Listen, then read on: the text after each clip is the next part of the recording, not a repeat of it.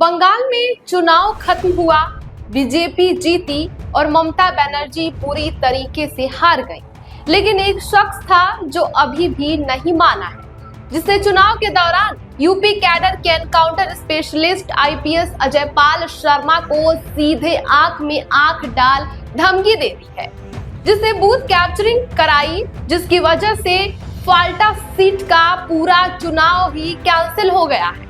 उस शख्स का नाम है जहांगीर खान, टीएमसी का वो नेता जो ममता बनर्जी और अभिषेक बनर्जी का सबसे करीबी या फिर ये भी कह सकते हैं सबसे खास माना जाता है। और आज उसी जहांगीर खान का दफ्तर तबाह हो चुका है।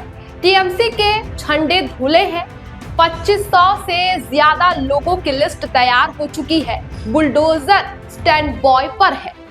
सवाल ये है कि 21 मई से पहले जहांगीर खान का क्या होगा और क्या अजयपाल शर्मा बंगाल में ही अब तैनात रहने वाले हैं, इसका पूरा पर्दाफाश करेंगे। दक्षिण 24 परगना ममता बनर्जी और अभिषेक बनर्जी का सबसे मजबूत गढ़, और इसी गढ़ में राज करता था जहांगीर खान, टीएमसी का वो नेता जो घरों में घुसकर धमकी देता था, जिसकी एक आवाज पर पूरा इलाका थर-थर कांपता था। लेकिन इस बार चुनाव में कुछ अलग हुआ। यूपी कैडर के तेज तर्रार आईपीएस अफसर अजयपाल शर्मा चुनाव पर्यवेक्षक बनकर बंगाल पहुंचे। वो सीधे जहांगीर खान के घर गए और दो टूक कहा कि किसी को भी डराया धमकाया तो कायदे से इलाज किया जाएगा।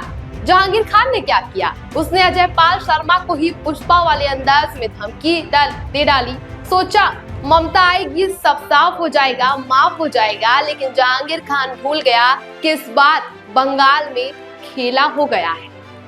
अजयपाल शर्मा की सख्त चेतावनी के बावजूद मतदान के दिन फॉल्ट सीट पर बूथ कैप्चरिंग की कोशिश हुई। इतनी बड़ी गुंडागर्दी कि चुनाव आयोग को पूरा चुनाव ही कैंसिल करना पड़ गया।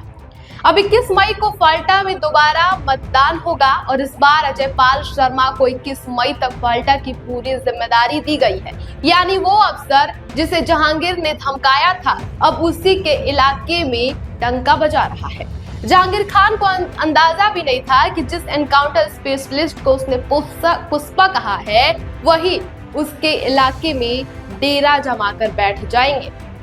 बीजेपी की जीत के बाद जहांगीर खान के दफ्तर पर बीजेपी समर्थक टूट पड़े, टीएमसी के झंडे फाड़े गए, दफ्तरों में तोड़फोड़ हुई और वहां लहराया गया भगवा झंडा। लेकिन ये सिर्फ शुरुआत है। चुनाव के दौरान बंगाल में 2500 से ज्यादा लोगों को हिरासत में लिया गया था। अकेले दक्षिण परगना से 7 जिलों में, पूर्व वर्धमान में 479, उत्तर 24 परगना से 319 और दक्षिण से 246 गिरफ्तारियां थी। इन सबको लगा था कि ममता आएंगी, छूट जाएंगे, लेकिन ममता आई ही नहीं। बीजेपी आ गई और अब सबकी लिस्ट तैयार हो रही है। बंगाल के कई इलाकों में बुलडोजर की एंट्री भी देखी गई है।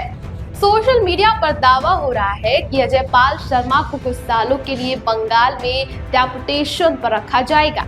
ये खबर अभी आधिकारिक नहीं है, लेकिन आईपीएस अफसरों का तबादला 3 तरीकों से होता है। एक, डेपुटेशन यानी कुछ समय के लिए दूसरे राज्य में भेजना।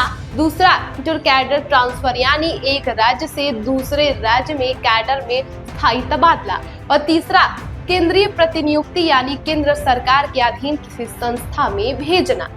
केंद्रीय गृह मंत्रालय चाहे जो अजयपाल शर्मा को बंगाल भेज सकता है। अगर ऐसा हुआ तो जहांगीर खान की तो अब खैर ही नहीं है। बंगाल की जनता यही चाहती है। 21 मई को फाल्टा में दोबारा चुनाव होने वाले। अजयपाल शर्मा वहां मौजूद रहेंगे। जहांगीर खान और उनके गुर्गों की पूरी लिस्ट भी तैयार हो चुकी है। बुलडोजर स्टैंड बॉय पर है। वो जहांगीर खान जो कल तक पुष्पा बनकर आईपीएस अफसर को धमकाता था, आज उसी अफसर के सामने घबराया हुआ है और बंगाल पूरी तरीके से बदल गया है।